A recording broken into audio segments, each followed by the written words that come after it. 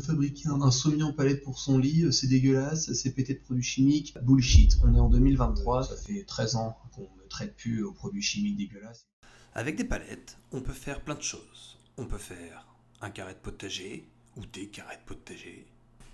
On peut aussi faire un salon de jardin, classique. Ou quand on est vraiment très chaud, on peut faire une maison pour ses enfants. Mais d'abord, un peu d'histoire. Alors, nous, ce qui nous intéresse, on a dit, c'est la petite palette. Oh bah ça tombe bien, j'ai déjà regardé. Ça, c'est tout des trucs à vendre, évidemment, parce que tout le monde ne s'intéresse pas tous les 4 matins à palette sur Wikipédia. Donc on va pas regarder palette, on va regarder palette de manutention. Hein, vous pouvez voir ça en violet, forcément, je l'ai répété des centaines de fois. La palette de manutention est un accessoire destiné à rationaliser la manutention, le stockage de transport de marchandises. La palette de manutention a été créée aux États-Unis au début des années 40 par le dépôt des équipements de la Marine de Brooklyn. Ce service envisagea la construction des contenants non pas en considérant la marchandise qu'elle devait transporter, mais le fait qu'il aurait à remplir complètement le wagon dans lequel ces marchandises seraient chargées. Cette idée nouvelle, mise en pratique par un certain Captain Kirk et Walter Sheldon, et se sont basés pour ça sur le plancher d'un wagon divisé en carrés de 1,20 m de côté. Ensuite, ils ont réfléchi à combien je mettais en longueur pour remplir le wagon.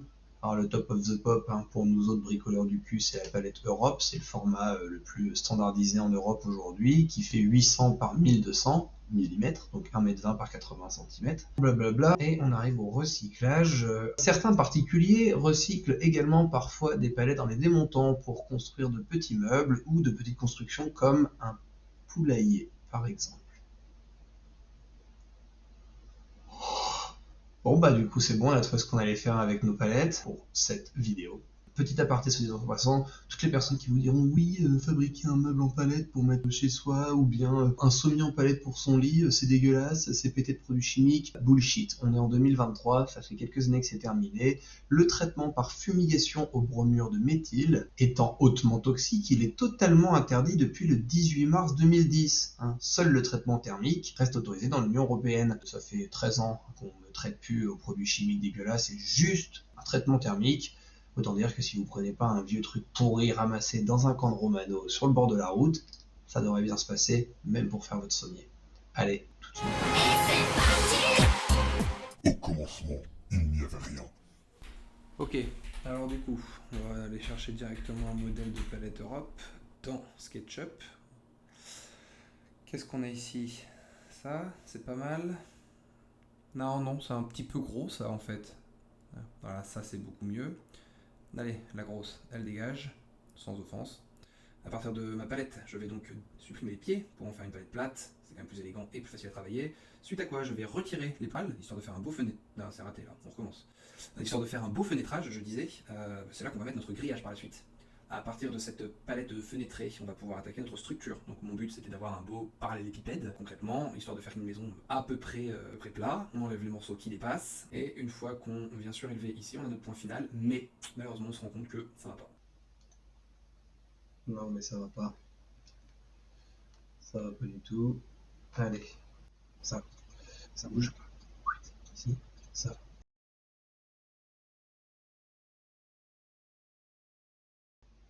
Et on part sur un autre projet. Et l'autre projet, comme vous pouvez le voir, c'est une maison en longueur avec une tour au bout, dans laquelle il y aura des chambres en dessous, et puis le pondoir au-dessus. Voilà. Donc là on met un plancher pour notre pondoir qui va déborder un petit peu vers l'intérieur. Un plancher qu'on rejoint par une petite montée que l'on montre ici, voilà. Et puis on va mettre tout simplement une tôle qui fait toute la longueur pour avoir un toit. Les trous seront évidemment comblés. Alors pour réaliser un poulailler en palette, vous aurez besoin d'une visseuse à choc avec une batterie en rab, peut-être une perceuse, une scie sabre ou sauteuse avec sa lame, un chargeur évidemment, une agrafeuse, un rouleau de grillage, ou deux quand on est un boulet comme moi qui a perdu le premier qu'il avait acheté exprès, putain. Des équerres qui coûtent que dalle chez Lidl, des gonds, des vis illimitées. Pour ce faire, pensez à privilégier le copain qui travaille dans le bâtiment, et bien évidemment des palettes. Beaucoup de palettes.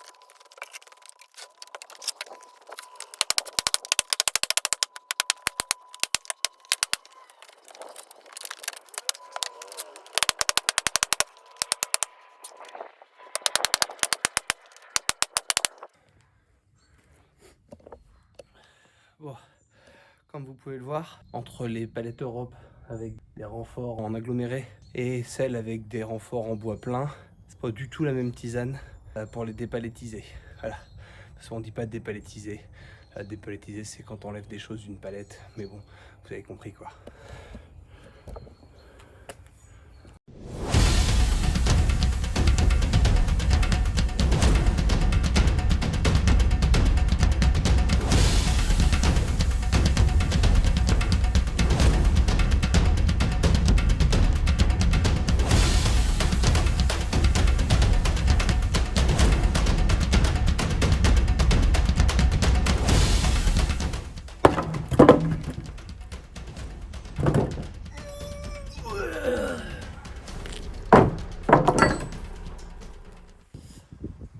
Donc là on passe à l'étape où je vais meuler les clous sur toutes ces fucking palettes et je vais faire exprès de laisser 1 centimètre à peu près de clous qui dépassent pour pouvoir les marteler et les replier sur le bois pour fermer les planches qui sont déjà attachées, sans quoi on a quand même perdu de la solidité en enlevant toutes ces planches. Voilà, je sais que c'est pas clair mais vous allez comprendre une fois que j'aurai filmé. Bisous.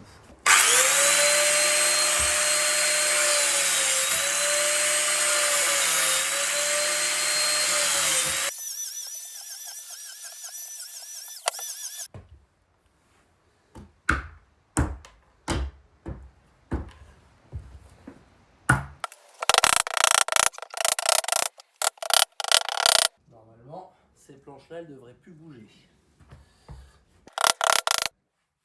Alors, si vous vous demandez pourquoi est-ce que j'ai meulé avant, bon, parce que après ça fait vraiment très long. Mais d'ailleurs, je vais meuler plus court les prochaines. Je pense qu'il n'y a pas besoin d'en laisser autant. Le but, c'est juste de verrouiller pour pouvoir faciliter la pose, parce que de toute manière, toutes ces planches-là, elles seront verrouillées quand je vais visser mon poulailler en général avec les autres planches.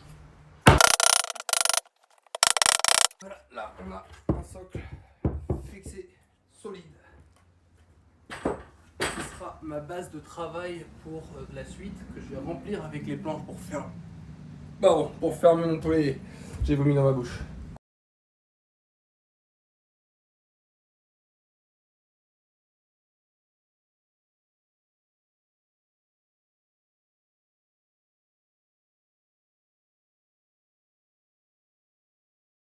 Et hop, on dégaine la visseuse et les embouts avec les vis illimitées dont on a parlé. Alors les embouts Parkside, ça fait très bien le travail, mais il faut quand même pas les laisser vivre dehors trop longtemps, hein, sinon ils prennent une jolie couleur orangée.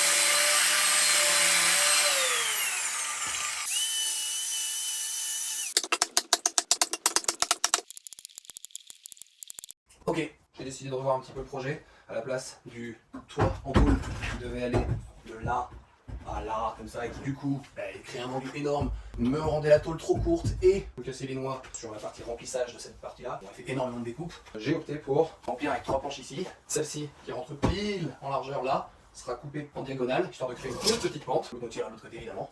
Et on va du coup rehausser encore le poulailler en hauteur. Là, cette partie-là, ça va partir sur le perchoir. Vous verrez quand ce sera terminé si c'est pas clair. Et puis voilà, on agrandit encore tout ça pour se faciliter la vie et le rendre encore beaucoup plus lourd. Comme ma bite. C'est parti.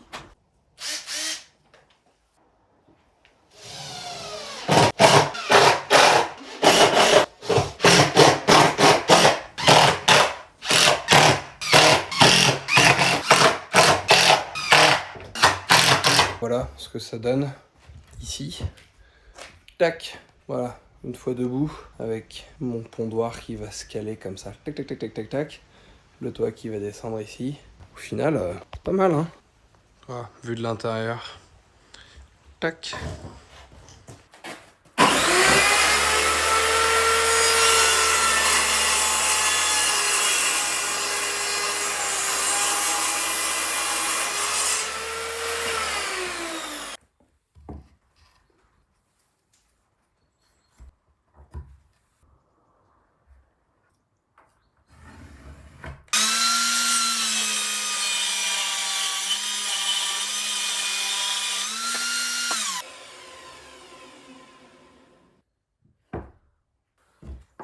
Ok.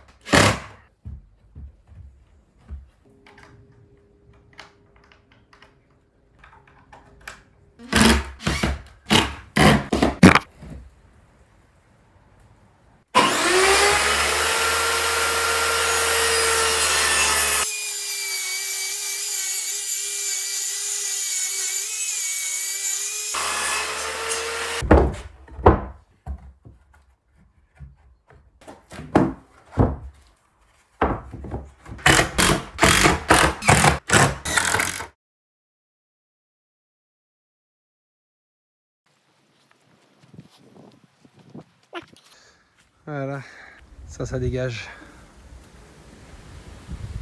Berk. Ah, va falloir que tu bouges ma petite pote, je suis désolé. Allez, salut. On vient de dégager le poulailler, donc du coup maintenant il faut mettre le niveau des parpaings à la bonne distance et on peut attaquer le montage.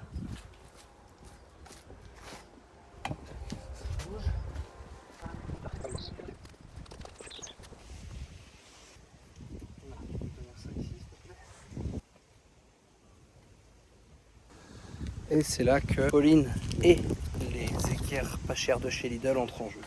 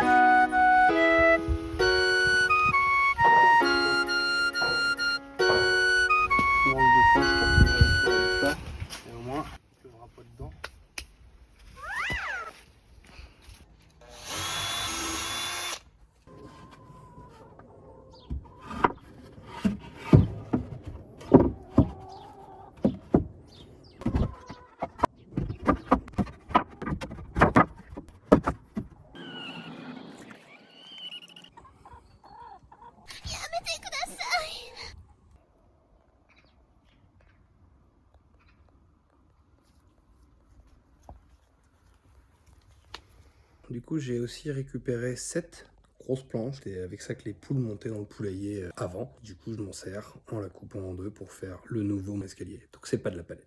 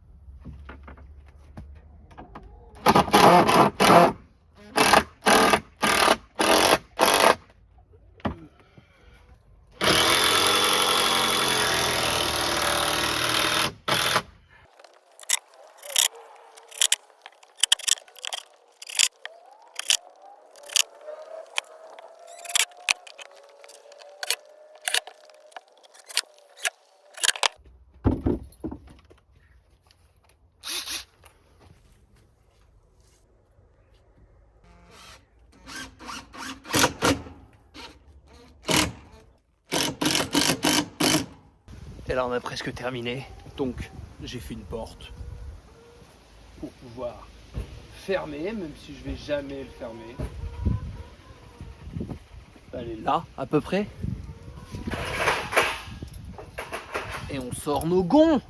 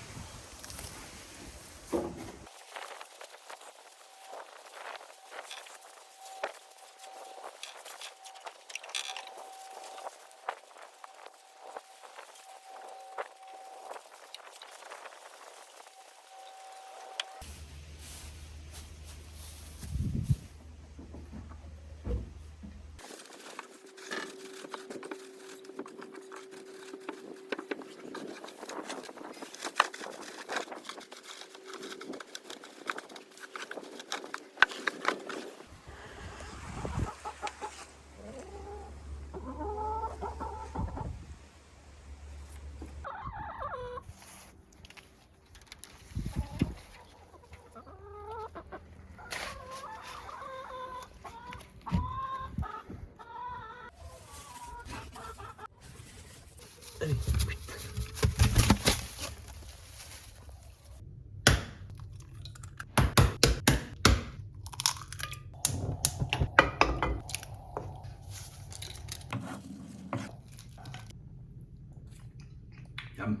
Salut les copains, c'est le mec de Brut. J'espère que le rendu final ressemble à quelque chose et que, qui sait, ça aura même permis à certains d'entre vous de s'en inspirer pour fabriquer leur propre maison à vos poules. Comme vous pouvez le voir, j'habite en Bretagne, ce qui explique comment j'ai pu commencer cette vidéo à moitié à poil et la finir en doudoune. D'ailleurs, il a flotté sans discontinuer pendant les 3 dernières semaines, raison pour laquelle j'ai accumulé autant de retard sur ce montage. Si vous avez des questions sur une partie que j'ai passée un petit peu rapidement ou sur la modélisation SketchUp par exemple, n'hésitez pas à le poser en commentaire, je ferai de mon mieux pour y répondre ou fournir la partie manquante. Je tenais à préciser que ça m'a pris énormément de temps parce que je suis pas encore un professionnel du montage et je remercie de ouf les copains qui m'ont donné des conseils comme Bastou pour la prise de vue ou l'immense façon de parler Corentin Collin pour ne citer que. D'ailleurs, ne manquez pas, il se passe qui va sortir incessamment sur les réseaux de Corentin Collin et Damien Le Délésir. Un peu de pub, ça coûte pas plus cher. Voilà, vous connaissez les bails, like, pouce, commentaire, etc. J'arrive pas à croire que je dise ça un jour. Le partage à Tata qui veut faire elle-même son propre poulailler, ça m'aiderait vachement. Et si vous trouvez que ça manque un peu de bruit de prout, n'hésitez pas à me le dire en commentaire. A très vite pour une nouvelle vidéo, avec probablement de la palette Europe et beaucoup de bruit de perceuse. Et n'oubliez pas, c'est en faisant de la merde qu'on devient un trou du cul. Ciao.